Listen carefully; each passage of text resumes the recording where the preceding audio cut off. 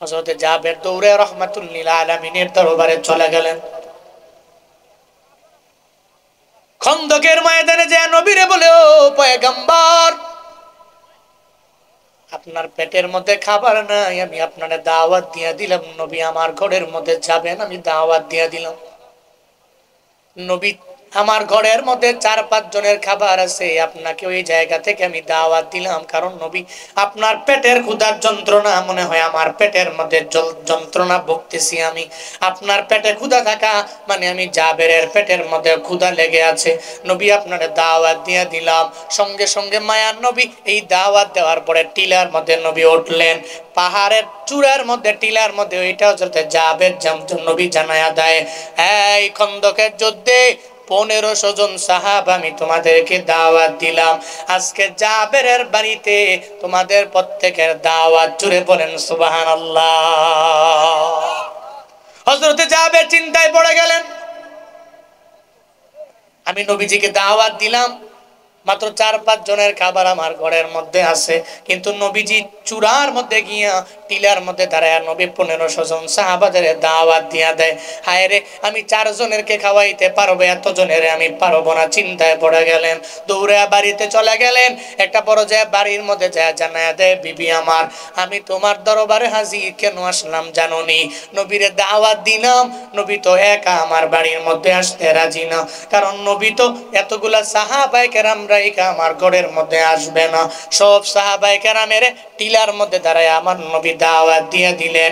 একটা পর্যায়ে কথা বলার পরে বিবি জানায়া দেয়, ও স্বামী আমার, তুমি চিন্তা করিও না, বিন্দু মাত্র পরিমাণ টেনশন তুমি করিও না, তুমি চিন্তা করিও না স্বামী আমার। তুমি দাওয়াত দিছো কারে? কয় নবীরে। 1500 জন সাহাবা দাওয়াত দিছে কে? বলেন নবী। তুমি দাওয়াত দিছো নবীরে, নবী দাওয়াত দিছে সাহাবাদেরকে। তুমি চিন্তা করো তোমার নবীরে নিয়া, 1500 জন সাহাবার চিন্তা তোমার করা লাগবে না। 1500 জন সাহাবা চিন্তা করবে আমার মায়ার নবী। আমার নবী যদি অপমানিত হয়ে যায়, আমার আল্লাহ তো দেখে পরিপূর্ণ জানে। আমার নবীর সম্মান কেমনে বজায় রাখতে হবে, এই ব্যাপারে আমার আল্লাহ দেখবে, তোমার চিন্তা করার দরকার নাই। পড়েন সুবহানাল্লাহ। এমন বিবি তো প্রয়োজন। স্বামী বিপদের মধ্যে পড়ে গেল, জানায়া দিল, স্বামী আমার, চিন্তা করার দরকার নয়, টেনশন করার বিন্দু মাত্র পরিমাণ প্রয়োজন নাই। তুমি দাওয়াত দিছো নবীরে, নবী দাওয়াত দিছে 1500 জন রে। এবার নবী চিন্তা করবে, তোমারটা নিয়ে তুমি চিন্তা করো। অন্য বিবিরা হইলে বলতো, এই ওই হুজুরে বলো, হুজুর যাতে না আসে, যা ধমক দিয়া হুজুরে বলো, হুজুরে একজন দাওয়াত দিলাম কেন 40 জন সঙ্গে করে নিয়ে আসলো। এই যে মাঝে মাঝে আমরা বয়ানের মধ্যে যাই, এমন খাবার দাবার কর্নেওয়ালা কিছু ব্যক্তিরে আমরা পাই, যদিও বলা ঠিক না। হঠাৎ করে একদিন রংপুরের বদরগঞ্জের প্রোগ্রামে আমি গেলাম। যাওয়ার পরে মুতামিম সাহেব নাকি বলল 2 জনের খাবার রেডি করবেন, 2 জন হুজুর আপনার ঘরের মধ্যে খাবে। আমরা 2 জনে গেলাম। 2 জনে যাওয়ার পরে সঙ্গে আর একজন বাড়তি, ওই এলাকার একজন লোক, আমার শুভাকাঙ্ক্ষী, এই 3 জনের নিয়ে গেলাম। একটা পর্যায়ে হুজুরকে নাকি যে গালি গালাজ করলো। আমি 2 জনের খাবার পাকাইলাম, কেন 3 জন আসলো? কি কয়? 2 জনের খাবার পাকাইলাম, 3 জন কেন আসলো? এর মানে বোঝা গেল এমন কিছু ব্যক্তিও আছে না নাই, এর বউ মনে এর এমন ঠেলা দিছে, এই খাবার নাই ঘরের মধ্যে, 2 জনের জায়গায় 3 জন হইছে কে?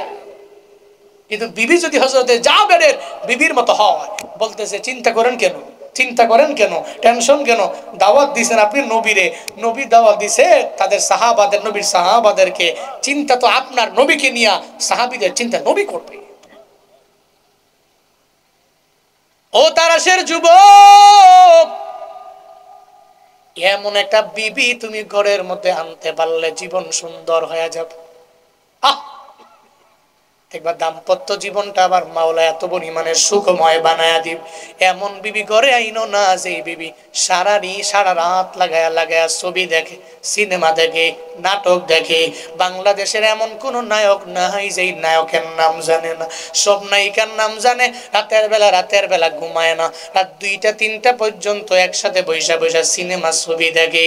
এমন একটা বিবি যদি ঘরের মধ্যে আনো, যেই বিবি কোরআন পড়তে পারে না, তিলাওয়াত করতে জানে না, জানলেও বছরে একবার কোরআন ধরে না।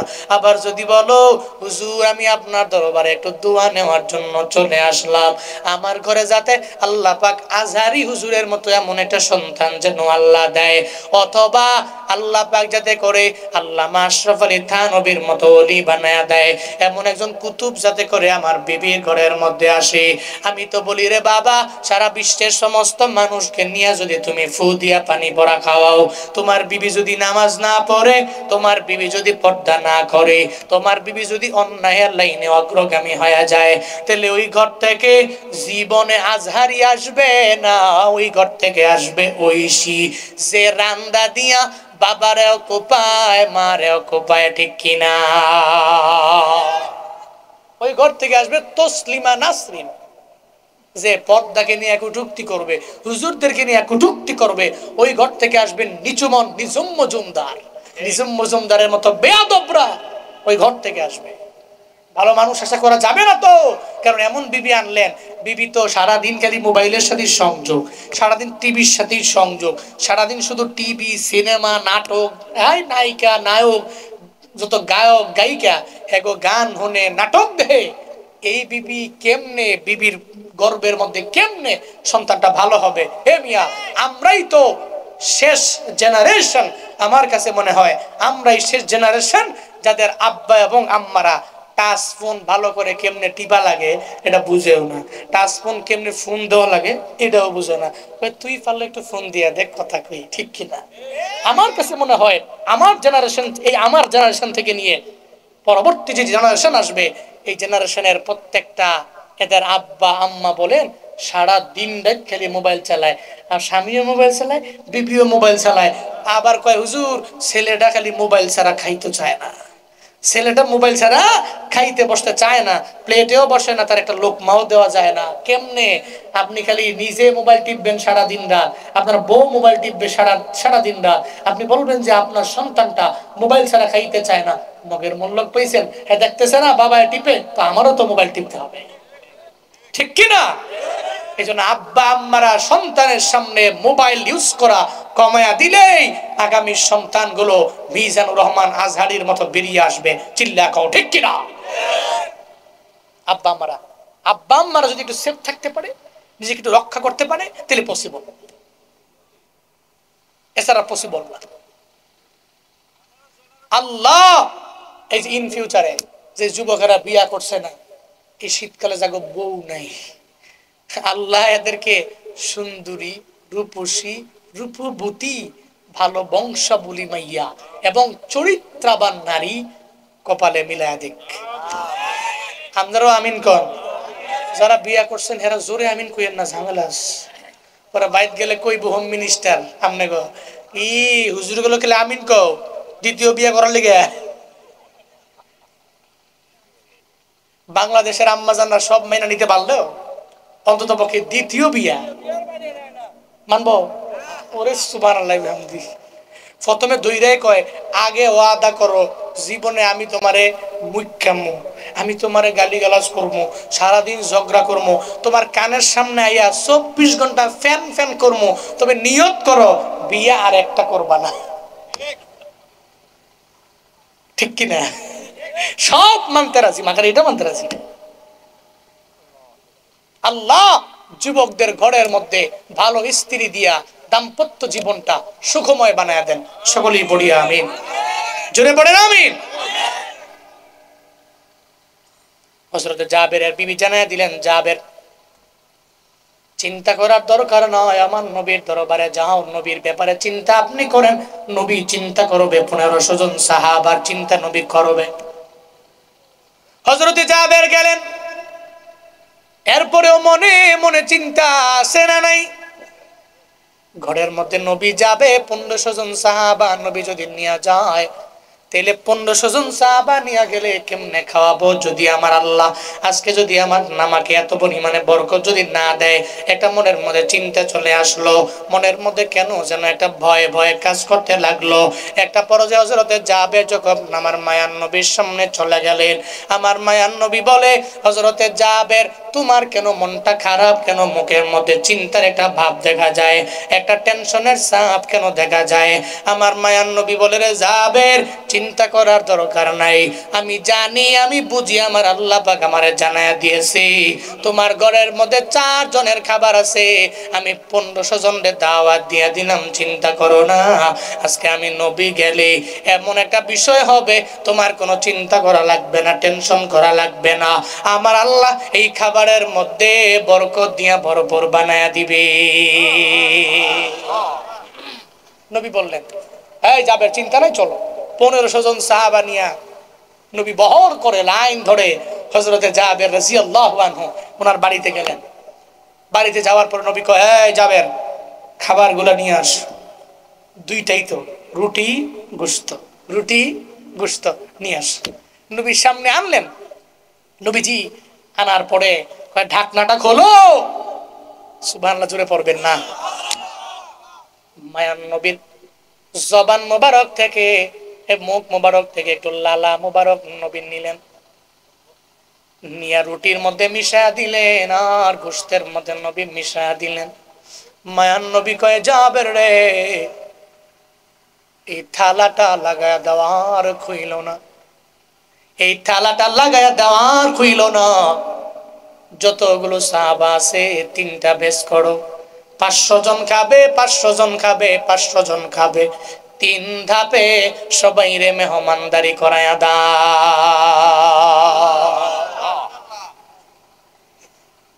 হযরতে জাবের ঢাকনা না খুলে খাবার দিতে লাগলেন। 500 জন যখন বসবে, দেখবেন মাঝে মাঝে বিয়ার মধ্যে গেলে চেয়ার যতটা থাকে অতজনই বসতে পারে।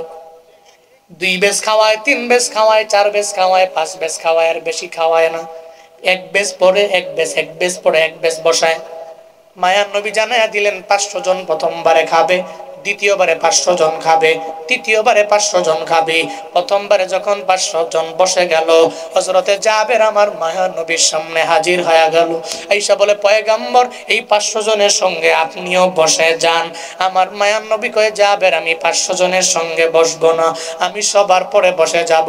হযরতে জাবেরের মনে চিন্তা, আমার মায়ার নবী যদি না পায়, যদি 500 জন খাওয়ার পরে যদি শেষ হয়ে গেল, তাহলে নবীর মাধ্যমে এই সব সাহাবায়ে কেরাম আমার ঘরের মধ্যে আমি দাওয়াত দিলাম, আসল মানুষটাকে যদি আমি খাওয়াইতে না পারি, তাহলে তো আমার মনের মধ্যে কষ্ট চলে আসবে, আমার আল্লাহ আমার প্রতি হয়তো রাগান্বিত হয়ে যাইতে পারে।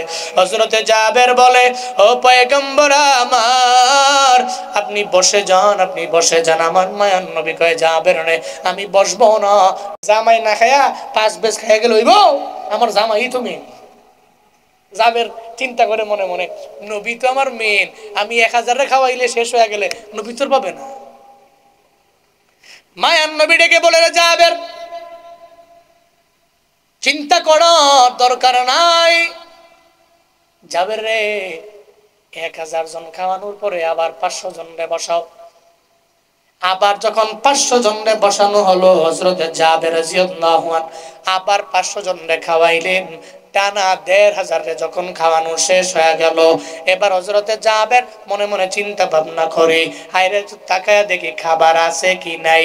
এটা দেখতে যায় যখন ওই তরকারির মানে গোশতের, যখন গোশতের পাতিলাটার থেকে যেই হরাটা আছে, ঢাকনাটা আছে, যখন তিনি উঠায়া ফেললেন, উঠায়া ফেলার পরে আমার মায়া নবী জানতে পেরে জানায়া দেয়, এই জাবের তুমি কেন ঢাকনাটা উঠায়া ফেললা?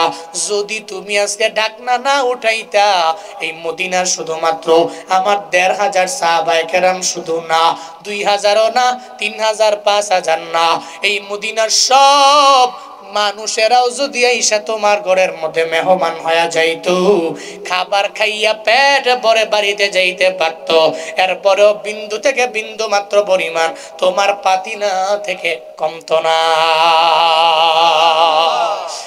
ইমামুল আউয়ালিনাল আখিরিন ভরে সদকা রহমাতান লিল আলামিন শুদ্ধ ওজুদাস রহমাতাল লিল আলামিন মসজিদে ও শুদ্ধ হামারো এ জমিন সৈয়দুল কাউনাইন খতমুল মুরসালিন আখির রহমত বুদে ফখরুল আউয়ালি। মায়ান নবী ডেকে বলে যাবে দুনিয়ার মধ্যে মদিনার সব মানুষ যদি তোমার ঘরের মধ্যে আসে, এরা যদি আইসা মেহমান হয়ে যায়, খাইতে থাকবে খাইতে থাকবে খাইতে থাকবে, এরপরেও পাতিল থেকে খাবার কমতি হবে না। এরপরে মায়ান নবী কয় এবার আমারে দাও, তোমরা সবাই মিলা খাইতে বসো। দেখা গেল ওই খাবারটাই অবশিষ্ট রয়ে গেল যেই খাবারটা ছিল, আর বাকিটা হলো আমার নবীর লালা মুবারকের পাওয়ার। ও সিরাজগঞ্জের মুসলমানেরা, আল্লাহ পাক যেই নবীর ব্যাপারে জানায়া দিলেন, নবী আপনার চিন্তা করার দরকার নাই। অরফানা লাকা যিকরাক, এর মানে আপনাকে আমি আল্লাহ আপনার সম্মান বাড়ায়া দিলাম, মর্যাদা বাড়ায়া দিলাম, আপনাকে আমি আল্লাহ বরকত দিয়ে ভরপুর বানায়া দিলাম। কি সম্মান আপনার। এরপরে আল্লাহ পাক বলছেন ফাইন্না মাআল উসরি ইউসরান ইন্না মাআল উসরি ইউসরা। জোরে বলেন আল্লাহু আকবার। আল্লাহ পাক বলছেন এখন একটু দুঃখের সময় কাটছে, এই দুঃখের পরে আমি আল্লাহ আপনার জন্য এত সুখ আমি আল্লাহ আপনার জন্য রেখে দিলাম। নবী হে, দুঃখের পরে তো আপনার জন্য আমি আল্লাহ সুখ রেখে দিলাম। প্রথমে আয়াতের মধ্যে আল্লাহ পাক বলেন ফাইন্না মাআল উসরি ইউসরান, ইন্না মাআল উসরি ইউসরা। মনে রাখবেন, চিন্তা করার দরকার নাই, আমি আল্লাহ নিশ্চয়ই নিশ্চয়ই জানায়া দিলাম আপনার দুঃখের পরে আমি আল্লাহ সুখ রেখে দিলাম, চিন্তা করার কারণ নাই। এই নবীটার মাধ্যমে দুনিয়ার উম্মতের জন্য শিক্ষা হলো কি বাবা জানেননি? মাঝে মাঝে বিপদে পড়ে গেলে, মুসিবতে পড়ে গেলে আপনি ডিপ্রেশনে পড়ার প্রয়োজন নাই, হতাশায় পড়বেন না। এই যুবকেরা চাকরি হয় না, তুমি চাকরি না হওয়ার কারণে মাঝে মাঝে মনে করো আমি আত্মহত্যা করে ফেলবো, আমি সুইসাইড করে ফেলবো, এমন কইরো না। বরং আল্লাহ তো আছেন, আমার মাওলার উপরে তাওয়াক্কুল করে আগে যাও, আল্লাহর উপরে ভরসা করে আগে যাও। আমার রবের উপরে ডিপেন্ড করে যদি বান্দা তুমি চলতে পারো, তোমার কোনো টেনশন নাই, তোমার কোনো চিন্তা নেই। তোমার এখন যদিও দুঃখ, এই দুঃখের পরে আমার আল্লাহ সুখ দিতে পারে কি পারে না। কাটারির কান্ত কেন কমল তুলে দে, দুঃখ বিনা সুখ লাভ হয় কি মহিতে আছে না নেই? আছে। বাংলা বাবা কাটারির কান্ত কেন কমল তুলিতে, দুঃখ বিনা সুখ লাভ হয় কি মহিতে।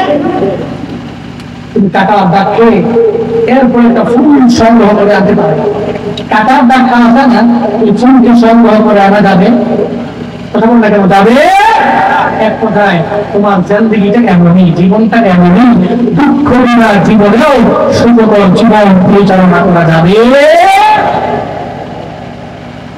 মানুষ মনে করে বক্তারা অনেক সুখী, টাকা পয়সা কামায়, বয়ান করে, বহু টাকা নেয়, এটা অনেকের মনে ধারণা আছে।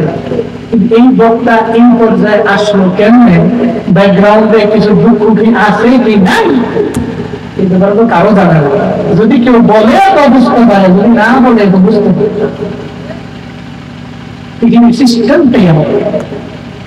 আপনার দুঃখ আগে উঠাতে হবে, এই দুঃখ উঠায়া এই দুঃখ অতিক্রম করে আপনার সুখের সাগরে যেতে হবে, এটাই বাস্তবতা। এজন্য যুবকরা চিন্তা নেই, মাঝে মাঝে জীবনে বিপদ আসবে, মুসিবত আসবে, চিন্তা কিসে? যে আল্লাহ বিপদ দিতে পারে, ও আল্লাহ বিপদ থেকে উত্তরণের পথ বের করে দিতে পারে কি পারে না? কথা বলতে পারে কি পারে না? দুঃখের উপরে কি আছে? দুঃখের উপরে কি আছে? নবীজি মক্কার জীবনে নবী কেউ দেখতে পারে, সবাই নবীকে কটূক্তি করে। এই চিন্তায় পড়ার কারণেই তো আল্লাহ পাক সূরাতুল মুশরিক নাযিল করেন, মনে আছে না? মক্কার মানুষেরা নবীকে গালি দেয়, গালিগালাজ করে, উটের নারী বুড়ি গরু নবীর উপর চাপায়া দেয়। মক্কা থেকে যখন মদিনায় গেলেন, মদিনার লোকেরা আমার নবীকে অ্যাকসেপ্ট করে বুকে নেয় নাই, কথা বলেন নেয় নাই। طلال بدر علينا من سنيات الوداع وجب الشكر علينا مدى لله কি সুন্দর করে করে আমার মায়ের নবীর বুকের মধ্যে নিয়ে আল্লাহ পাক বলেন, নবী আমার চিন্তা করার দরকার নাই, মক্কার জীবনটা যদিও দুঃখে, মদিনার জীবনটা আপনার সুখের আমি আল্লাহ বানাই দেব। তামিন্না মাল মুসলিম সাহ, নিশ্চয়ই দুঃখের পর আমি আল্লাহ আপনার জন্য সুখ রেখে দিলাম। আপনি যখনই আপনার ব্যস্ততা সেরে যাবে তখন আপনি কঠিন ইবাদতের মধ্যে মগ্ন হয়ে যাবেন। এর মানে দুনিয়া বিলাইনের ব্যস্ততা সেরে গেলে আপনি ইবাদতের মধ্যে মগ্ন হয়ে যাবেন। আল্লাহ পাক নবীর মাধ্যমে আমাদের মেসেজ দিয়ে দিলেন, আমাদেরকেও জানিয়ে দিলেন, বান্দারে একটু যখন অবসর হয়ে যাবা তখনই তুমি নামাজের মুসল্লায় দাঁড়ায় যাও। ও যুবকেরা বিপদে পড়লে বন্ধুর জানানোর আগে নামাজে দাঁড়াও, একটু মুসল্লায় দাঁড়ায় যাও, আল্লাহকে জানায় দাও, আল্লাহকে বড় বিপদের মধ্যে আমি পড়ে গেলাম, একটা বড় মুসিবতের মধ্যে আমি পড়ে গেলাম, এই বিপদ থেকে তুমি আমায় বাঁচাইতে পারো, এই মুসিবত থেকে তুমি আমায় বাঁচাইতে পারো।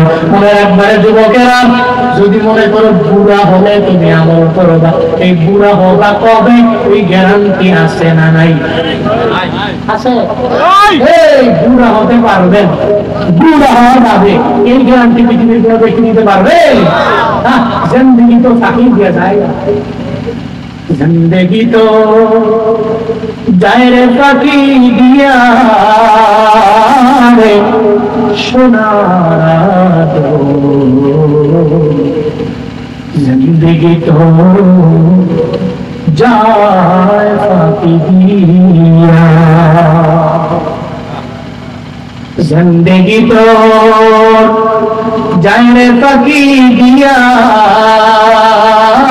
रे सोनारा दो, जिंदगी तो जाए फाकी दिया। ओ आदमी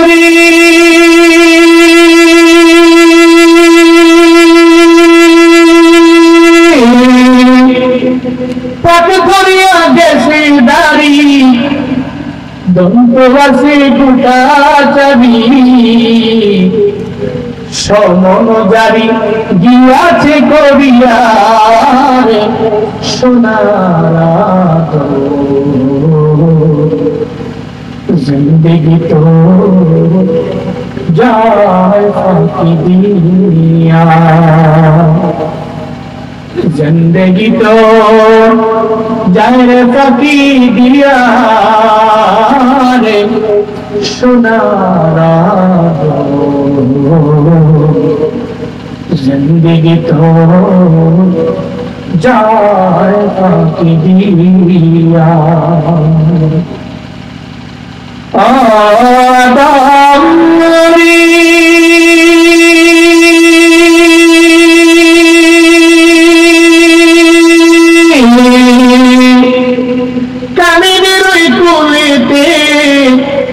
কাল ঘুমেতে রইলি তুই, সারা নিশি কাটাইলি তুই ঘুমাইয়া ঘুমাইয়া, ও আদম রে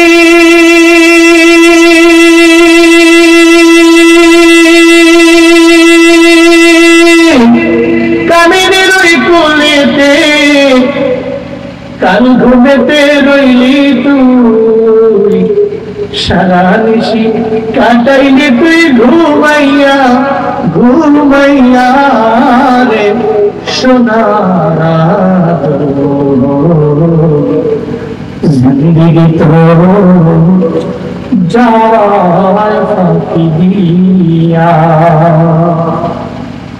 जिंदगी तो जाए फाकी दिया रे सोनारा दो,